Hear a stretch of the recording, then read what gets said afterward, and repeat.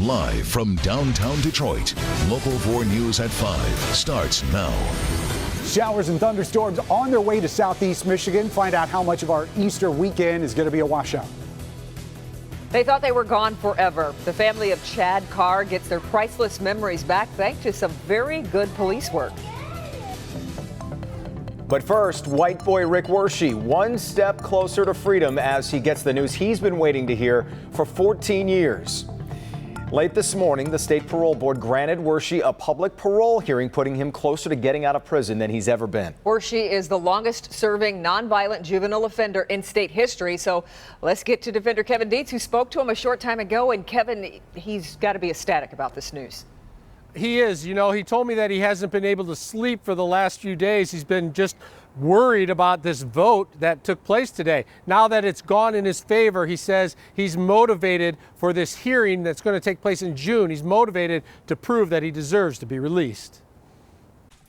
Rick Wershe can almost taste freedom. The parole board voting to give him a formal hearing that could set him free. I want to be overjoyed and overly optimistic about it, but at the same time, I want to be a little reserved and, not get too excited about something that hasn't come to fruition yet. Wershe will have federal agents and police officers testify that he helped them solve big cases that put away dirty cops and drug dealers and deserves to be freed. He will have friends and family testify they will find him work and make sure he has a place to live.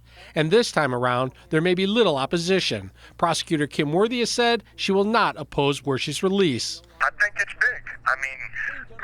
I think she's being fair, and I think it's nice of her to step aside and let the parole board make up their own decision. Wershe says the judge on the case, Dana Hathaway, will likely support his release. I believe she was going to sentence me to time served, and I believe she's fair, and she knows that this is it's an injustice that I've been in here for 30 years based on lies. The only uncertainty, Attorney General Bill Schuette, who also has a right to argue against Wershe's release. The hearing should take place in June. If the majority of the 10-member board vote to release him, Wershe will likely be paroled within 45 days. Did I know it was wrong? Yes. But, I sold drugs for 11 months, and that was it, or 12 months, and I wasn't what I was made out to be. And I've lost 30 years of my life. So Wershe says he's cautiously optimistic, but he also says when you look at the facts of this case, everyone should be very optimistic. He believes that the parole board, once they have it all laid out on the table in front of them, will vote to release him at that June hearing. Kevin Dietz, Defenders. Hey, Kevin, I'm wondering how will Wershe's behavior while behind bars play into the decision to release him, if at all? It's going to be a big deal because a lot of people don't remember, but Wershe was convicted while he was behind bars for his minor role in a car theft ring down in Florida. So that is likely to come up as a part of the discussions. And Wershe could also have to go serve 2 years in prison in Florida. Coming up at 6 o'clock, we talked to Rick Wershe about that. He talks about the possibility of having to go serve time in Florida and what that means for his potential freedom here in Michigan. Okay, we'll look forward to that, Kevin. Thanks. All right, Easter weekend upon us, and we at least have a beautiful start to it right now. Yeah, right now, but we're in for a bit of a bumpy ride. Let's get over to Ben and see the rain coming. Yes, we are going to have some showers around, but the good stuff is on this map. Usually we look down to the south and say, hey, look how warm it is. We're not going to quite get there, but we will be seeing these numbers come tomorrow. 74 in Indy right now, 80 in St. Louis, 76 over in Kansas City. It's all headed here tomorrow afternoon. We do have to get through some morning showers and storms first. We'll look at the timing on that. Easter Sunday also not going to be completely dry. We'll check out when we're expecting to see the wet weather there. And next week, cooler temperatures in the offing. We'll see how far we're going to fall from some of these near record highs, believe it or not, tomorrow. More on that coming up in your 4-zone forecast in a few minutes, guys. Hey, Ben, the family of Chad Carr got the news today that they had been waiting for. Boy, they sure did. Police in Pittsfield Township arrested the men they believe broke into their home. This is a look at them right now. And they recovered the hard drives containing priceless photos and memories of Chad, who died in 2015 from a brain tumor. Rod Maloney spoke to the Carrs today as they breathed a huge sigh of relief. The theft last Friday night that brought us here to the Washtenaw County Courthouse today included a lot of valuables, a car, a safe full of personal documents that had the worry of identity theft. But the real gold taken were ones and O's, digital images of a precious little boy that the Carr family thought they would never see again. Grieving parents never forget the child they lost, but the videos and stills certainly move the heart. Chad Carr's dad, Jason, will tell you. I would pull those out and kind of go through them, and, you know, because you want to remember what he sounded like, what he, you know, the way he moved and talked and interacted. So imagine the sorrow when the Carrs came home from spring break to find the house burgled. Hello, what's your name, sir? Thomas Leaf. Ypsilanti fast food worker Thomas Leaf and friend John Brooks arraigned today and charged with home invasion, driving a stolen vehicle, and conspiracy to commit larceny. Apparently, though, they heard news accounts. I know for one of those kids, they felt like he gave up more than he typically would have because he knew what was on those drives. So, you know, that was pretty amazing to hear. And the Carrs have nothing but good things to say about Pittsfield Township Police. I know a couple of those officers had one when it was like 36 hours or something without sleeping, and you know, they were getting tips in the middle of the night, and you know, they were impressive.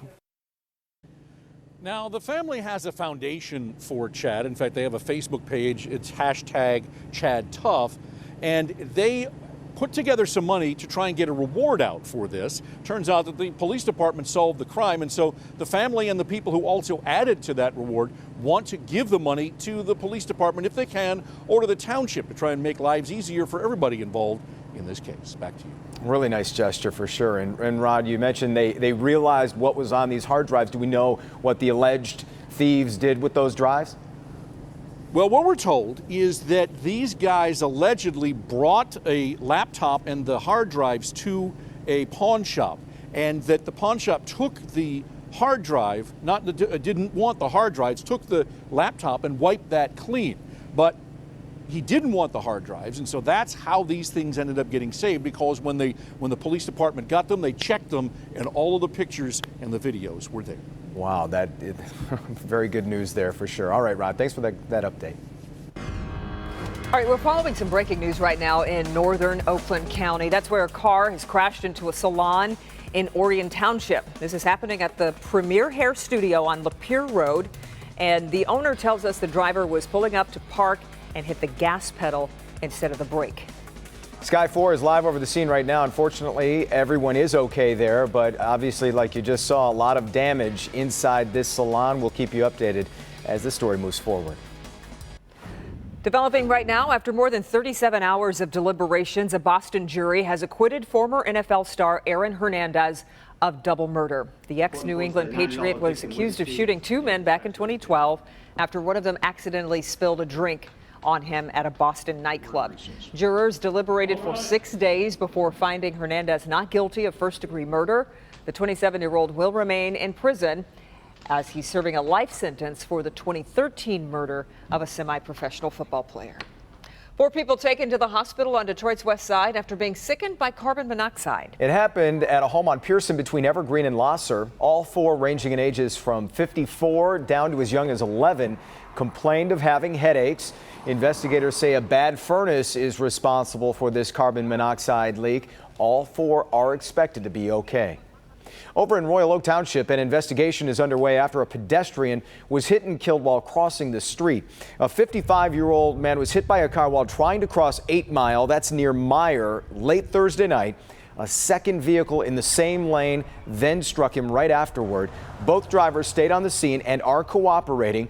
Police don't think alcohol was a factor here, just that neither driver saw the man, who was not using a crosswalk. Well, the U.S. seems to be headed toward a showdown with North Korea as the nation is poised to conduct a nuclear test. President Trump has toughened his talk against the country and could be preparing for action. Blaine Alexander has more from Washington. Hi, Blaine.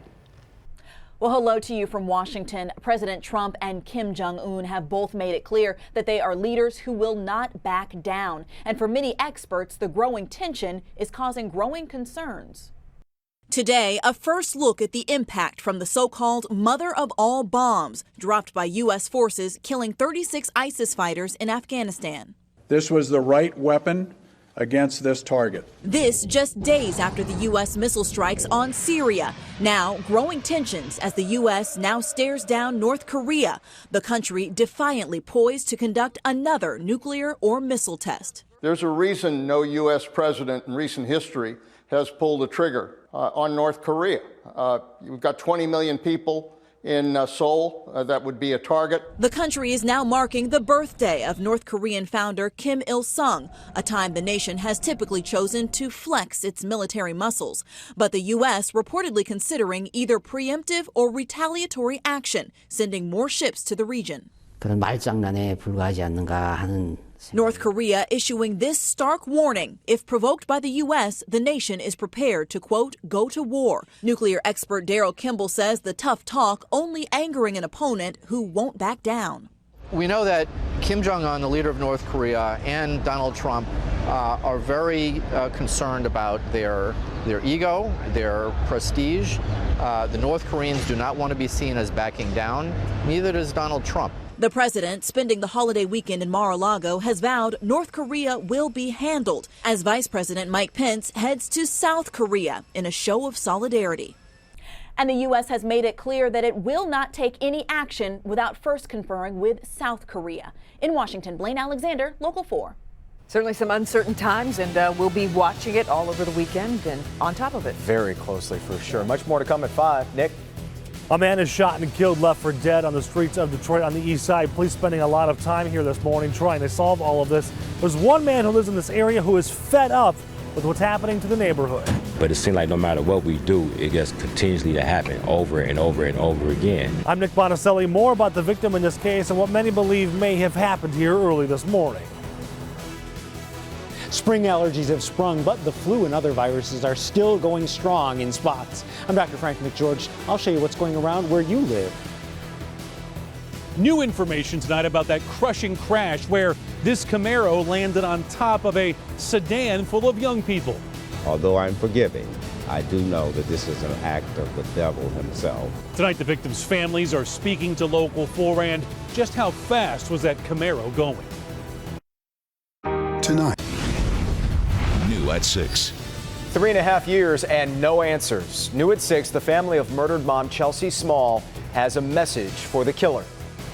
Plus, a former Miss USA turned reality TV star, Kenya Moore, speaks with Local 4 about a cause near and dear to her heart here in Michigan.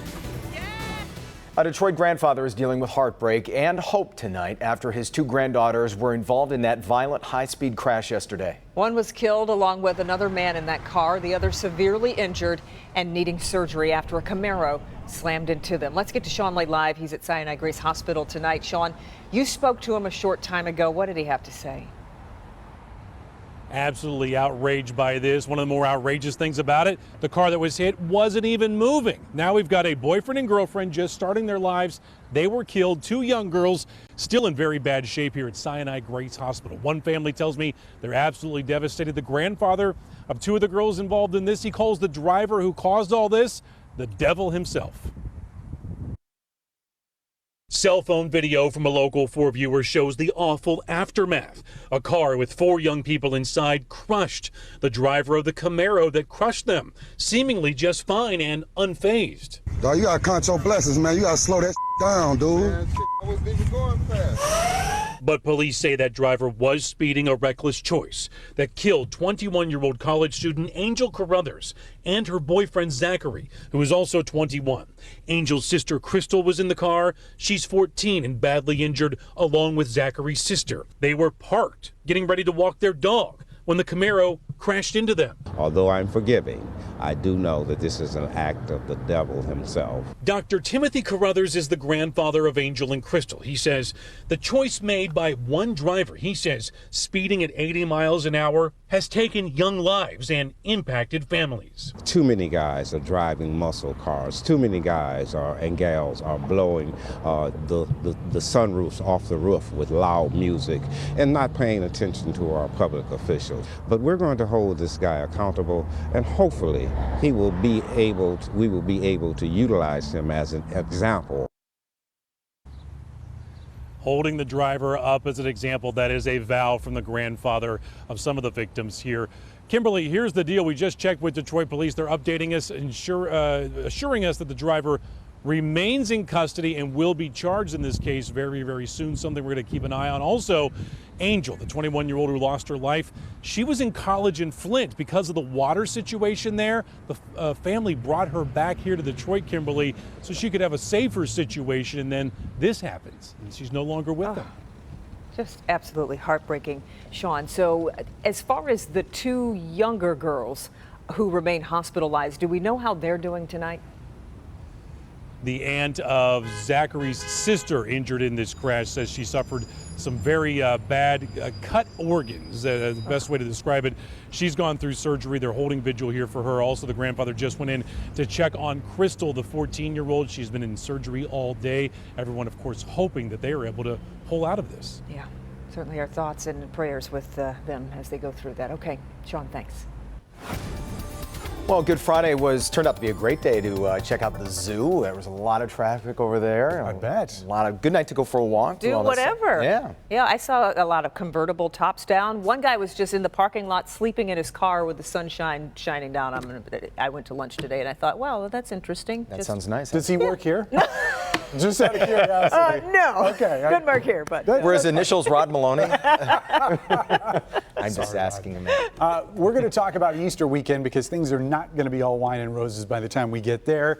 In fact, temperatures will still be nice. We'll get up to the low 70s in the afternoon, but we've got scattered showers and maybe even a couple rumbles of thunder hanging around in the morning hours. We'll be up to 70 by noon and then see that cold front come through just after the lunch hour and then see temperatures hit 71. So the second half of the afternoon is going to be dry, but the first, let's call it 2/3 of the day, we'll at least have the threat of showers and maybe a thunderstorm around at times. Clouds have started to invade on the satellite image, but when you start looking at some of the reports across the area, we're still looking at generally partly cloudy skies in the southwest portion of the state and a whole lot of sunshine left over here.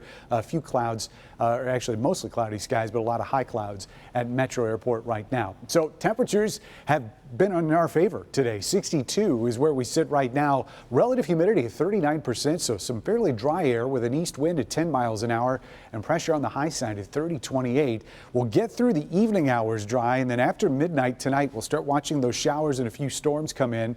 Warm front is going to chase those off pretty quickly tomorrow. In fact, probably even earlier than noon. I'd say by 10 o'clock, most of us are going to be completely dry. And on the south end of that front, those southwest winds are going to boost those temperatures into the upper 70s and maybe even a couple 80s out there too. But there you see what we've got going on Easter Sunday morning. Scattered showers, maybe a thunderstorm around. Cold front will put an end to that, but it's likely going to be about mid-afternoon before that front comes through. So at least the first 2/3 of the day on Easter have the threat of getting wet. 50 degrees tonight, shower or thunderstorm late. Most of these are going to show up after the sun comes up tomorrow, but they're not going to last long. Most of the day on Saturday is going to be dry, 20 to 25 mile an hour winds in the afternoon. So it's going to be windy, but that's also what's going to allow those temperatures to rise close to 80 in the afternoon. And speaking of which, let's look at that in our 4-zone forecast.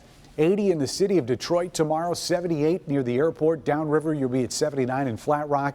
Places that I think we'll see the 80s are going to be down near the state line and maybe out into the western sections of our area. Blissfield, Lambertville, Morenci, all at 80 degrees. Everybody else not far behind in the upper 70s. 78 or 79 are your choices here in the west zone. And even some of our cooler locations not far behind. 77 will be one of our coolest highs, and that's going to be up in Sanilac County in Sandusky. 7-day forecast gets us cooler on the other side of the holiday weekend, but we still do not fall far below our average. We'll stay above that mark with highs in the 60s, morning lows in the 40s and 50s. We need a dry stretch, but 4 out of those 7 days, we at least have a chance of rain. So probably don't need that, especially for a holiday weekend. No. All right. Thanks, Ben. Jamie Edmonds is working on a really interesting story for tonight. Hi, Jamie. A new study suggests we're picking all the wrong pictures when it comes to our online personas. So I take some pictures of myself to the streets. I'll choose this one right here. And your smile is good. I'll reveal the results tonight at 5:30. These are just some of the cases exposing big tax scams here in Metro Detroit. Now, the Director of Criminal Investigations speaking out how you can avoid being a victim. The local Maybe you couldn't tell I was in such a good mood. I filed my taxes yesterday. But if you haven't filed yours yet, you still have a little bit of time. Remember, this year taxes aren't due till Tuesday, April 18th because of the holiday in Washington, D.C. Meanwhile, local tax fraud investigators are working to keep you safe, even though many of you have already filed, like Jason. I have not. Scammers are still working overtime to rip you off. Consumer investigator Hank Winchester met with the top agents today and reveals what you need to know. Hank? The IRS Criminal Division revealing the surprising numbers today. Hundreds of people here in Michigan scammed by IRS imposters every year. Tonight, how you can avoid being taken. IRS imposters are out there. They're trying to scam you and get your money. And this year, they've been using fake messages to scare you, making victims believe that you could go to prison if you don't pay up. What I can tell you is that you will never be contacted by the IRS to demand money by the telephone. The IRS, if you owe money, the IRS will start by sending you a bill in the mail. Today, Sarah Call with the Department of Treasury Criminal Investigation Unit exposing the scams out there right now. The phone scam is a big one, but also be aware of tax preparers who just open up shop and make a promise to get you a big refund. Vet them out, ask a lot of questions. See if they have any references, if anybody else has used them, especially if they're ones that come up during the filing season and then go away. Find out if anybody else used them last year. And if they get paid based on how big your return is, be very suspicious. The IRS wants to work with you, not only to help you with your taxes, but also prevent you from being a victim of an elaborate scam. We have more information about the most popular tax scams out there right now, and you'll find it all on the consumer page at clickondetroit.com. I'm Hank Winchester. Help me, Hank. New at 5:30. Spring allergies have sprung, but the flu and other viruses are still going strong in some spots. I'm Dr. Frank McGeorge. Coming up, I'll show you what's going around where you live. It's the exclusive boarding school that's groomed past presidents and A-list stars. But now we're learning about a dirty little secret they've been covering up for years. Police spending much of their time here at John R. and Edgevale on the city's east side after a man was shot and left for dead right here in the street. And take a look at this. Now they want help finding this man, why they think he could know something. It's dinner time. Live from downtown Detroit, Local 4 News at 5:30 starts now. A mystery unfolding tonight on Detroit's east side. A man shot in the middle of the street. And now there's one key clue police want you to see. This morning, a man was shot and killed on Detroit's east side. And tonight, detectives are hoping you can help them find the man in this security camera video. He's the person of interest in the murder. As Nick Monticelli reports, that man might be connected to the crime that happened in an area of the city that's dealing with a lot of problems.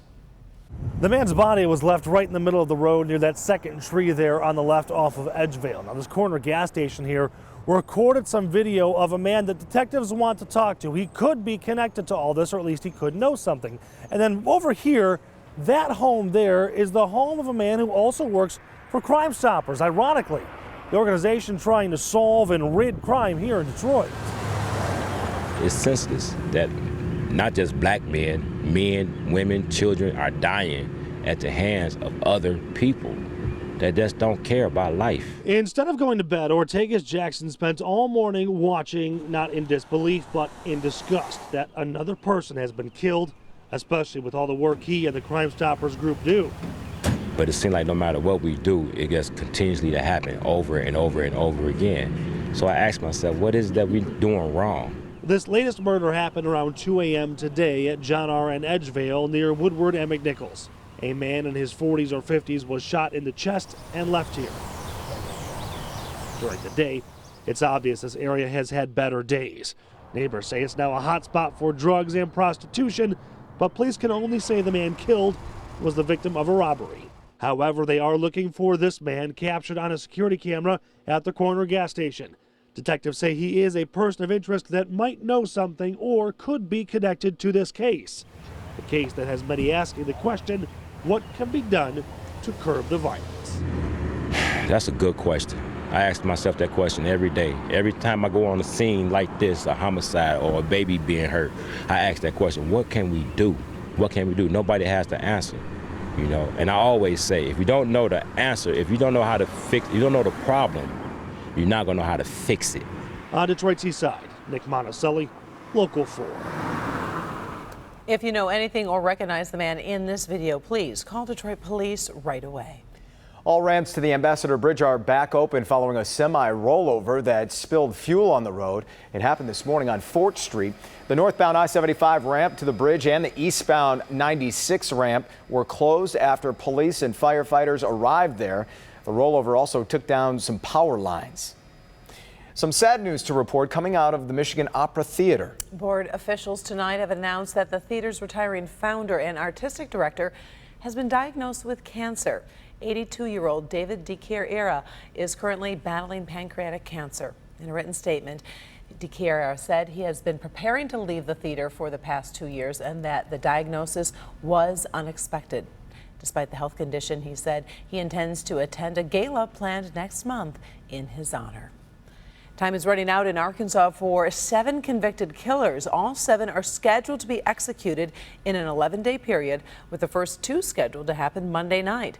The governor there says the executions have to happen now because one of the drugs that will be used is about to expire. It is unprecedented that a state is trying to execute this many people in this short a period of time. It's been a 25-year nightmare for the victims that have had to deal with this, and now it's time for that justice to be carried out. All 7 inmates have asked the state Supreme Court to stay the executions until the U.S. Supreme Court decides whether to reconsider its stance on the death penalty in Arkansas. A shocking report out today details decades of sexual abuse at an elite boarding school in Connecticut. Very elite. An investigator hired by the school Choate Rosemary Hall, which John F. Kennedy once attended, compiled this report. 12 adults affiliated with the school are now accused of engaging in sexual misconduct with students, ranging from inappropriate touching all the way to rape. The abuse allegedly occurred for more than 4 decades between 1963 and 2010. The Las Vegas Strip lit by more than just neon lights after a fire at the Bellagio Hotel and Casino. That fire broke out just before 11 o'clock last night. The flames were contained to an exterior roof of a high-end retail store inside the hotel casino. Guests did not have to evacuate, but traffic on the busy Vegas Strip did shut down as more than 70 firefighters worked to put out those flames. No injuries were reported. The fire's cause under investigation. Across Michigan on this Friday evening, stories from Bark River Township up in the UP and a critical update on that chemical spill in Lake Michigan. But we want to start in Oceana County on the west side of the state. That's where a 40-year-old woman is facing up to 20 years in prison for failing to care for a bedridden man and then failing to report his death. This is Rebecca Dieters. She's accused of letting 55-year-old Scott McCollum die in his bed and then trying to make a funeral home pick up his body without reporting the man's death. She's been charged with involuntary manslaughter and failure to report a death and is being held on a $150,000 bond. Up in the UP, a potato truck driver is in the hospital right now after crashing into a vacant home. Police say the man was driving in Bark River Township when he lost control of his truck, skid off the road, and then crashed into a house. At this point, it's unclear what caused the crash, although speed is believed to be a factor. The driver was airlifted to a hospital and remains in serious condition. And in Lake Michigan, it appears a chemical spill may be worse than expected. On Tuesday, a toxic spill at the U.S. Steel plant in Portage, Indiana, caused 3 Lake Michigan beaches to close. Today, Chicago's Department of Water Management says it found a higher than expected level of chemicals in the water. The EPA says it plans to receive results from its own test later today, but doesn't expect the spill to affect any drinking water. In good health tonight, it's a battle of the seasons. Spring allergies are blooming, but the flu still going strong in some spots. It sure is, and our own Dr. Frank McGeorge is here with a closer look at what's going around. While some doctors say flu is starting to taper off, others report a lot of cases this week. We're also seeing a major pickup in spring allergy symptoms and asthma. Here's what's going around where you live. In Wayne County, Dr. Sean Jayakar at St. John Hospital is still seeing plenty of flu cases and strep throat. Henry Ford pediatricians are treating kids with spring allergies and asthma flare-ups. Beaumont Grosse Pointe is seeing a lot of sinus infections, and Beaumont Dearborn reports many viral sore throats. Moving to Oakland County, Dr. Tim O'Neill at Clarkson Medical Group is treating the flu, plus a few cases of hand, foot, and mouth disease. Beaumont Children's is seeing kids with stomach viruses and strep throat, and the CVS Minute Clinic in Walled Lake reports spring allergies, asthma, and some bacterial sinus infections. Looking at Washtenaw County, doctors at U of M continue to see children coming in with influenza and other, quote, nasty viruses. The change of weather and those viral illnesses are also triggering lots of asthma. In adults, it's upper respiratory infections and a persistent cough lasting several days. Heading to Monroe County, this week ER doctors at ProMedica Monroe Regional are seeing children with fevers, strep throat, spring allergies, and sinus congestion. Finally, in Macomb County, Dr. Tony Bonfiglio at St. John Macomb in Warren is treating some flu cases and a number of other viral illnesses. Dr. William Halakagalu at McLaren Macomb is seeing some late-season flu too, but says stomach viruses are high and warmer weather has brought on spring allergies and asthma. If you're sniffling and sneezing from allergies this week, blame it on the trees. Lakeshore Ear, Nose, and Throat Center says cottonwood, oak, and juniper pollen are all at moderate levels. Back to you. All right, thanks, Doc.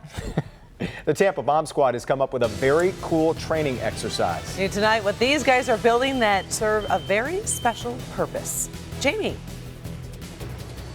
A new study suggests the pictures we choose of ourselves to put online are all wrong. Who should pick those pictures? Next on Local 4. But first, a weeks-long manhunt comes to an end. What this man right here is accused of doing that led to a frantic search. In a really weird way, he blew his cover. That's next. You did something. New at 6. Michigan has its second case of the measles. New at 6, what we've learned about how it was spread. Plus a former Miss USA and prominent Detroiter talks about her personal mission to help the children of Flint. The Wisconsin man accused of stealing guns and writing an anti-government manifesto to President Trump has been captured. Joseph Jakubowski was arrested this morning after more than a week on the run. Police caught up with the 32-year-old after getting a report of a suspicious person on a farmer's property in Wisconsin, matching his description. After refusing to leave that property, well, the farmer called cops, and then they arrested him without incident. Well, they are often the first impression people get of you. We're talking about those profile pictures on social media. They do say a lot, and people often put a lot of effort into picking that perfect pic. Oh, I don't give it a second thought. But the results of a new study shows that maybe that's just a huge waste of time. Jamie Edmonds explains why you might be better off letting a complete stranger pick that picture for you. We all try and put our best face forward when it comes to online pictures, but a new study out of Great Britain suggests we may be choosing wrong. Researchers asked 102 students to pick 12 pictures of themselves, then choose 2 for their profile pictures. Then they asked strangers to do the same thing and pick out pictures. Turns out those photos chosen by the strangers left a more favorable impression. So we decided to do an unscientific study of our own. I chose 4 pictures of myself, one of which is my actual Facebook profile picture, and then I went on the streets and asked strangers their thoughts. Which picture should I pick as my Facebook profile picture? I'll choose this one right here. Yeah, and your smile is good. Yeah, and your eyes are gorgeous. Number 3, why 3? Because you look like Ellen Brody from Jaws. One of my favorite movies. Real professional, definitely. Do I look trustworthy? Of course, of course. Your eyes are gorgeous. 1, 2, 3, or 4? 4? 4? 2 4s. 4. It's because you're in front of Comerica Park. Because it's Detroit. You're by the Comerica Park. All right, so here's the deal. Everyone picked 4, but as you heard in the story, a lot of people mentioned Comerica Park. This is my actual profile picture, but that variable of Comerica Park, you know, we didn't figure for that. So we want to bolster our study. So I'm including Karen and Jason. Let's start with Karen. We picked 4 pictures, right, and we asked the people to vote. This is what Karen has as her profile picture, okay? Wearing leather. This is what the people picked. Karen, it's different. This is what has a more favorable response. Yeah, that's more professional. Okay, Jason, here we go. I mean, none of those are Pictures of professional. Jason. This is the people's choice. No, that's my current pick. That's from vacation like last week. That's just vacation. So this is what Jason chose. And this is also what The people like to show. see me on vacation, I think. So, I mean, it's unscientific, but maybe strangers should be picking our pictures. you know? It does make a good point, because sometimes you think you're looking good and other people are like, yeah, no. The researchers say we have, self-perception that's a little different than what people see of us. I think the biggest takeaway is how much she does look like the wife in Jaws. You do. I never Man. thought about that. I don't know if did you that's feel bad or good. Did you feel kind of silly walking around with pictures of yourself? I feel at a silly place right to now, park? currently. What do I do with this now? I think you should save it. Put a nice frame. Over the fire. fireplace. Just a little quote underneath. You have beautiful eyes. Thanks, Everyone Jamie. did agree on that one. Thanks, Jamie. Sure. Well, an Ohio police officer stumbles onto a street fight involving some unusual suspects. In the video, you can see two deer run out from some trees, get up on their hind legs, and briefly duke it out. These are deer fighting. Before a winner can emerge, the two deer quickly put their hooves down and they run off. I mean, the only thing missing is the Far Side captions under this. Yikes, I didn't know they did that. Deer fight.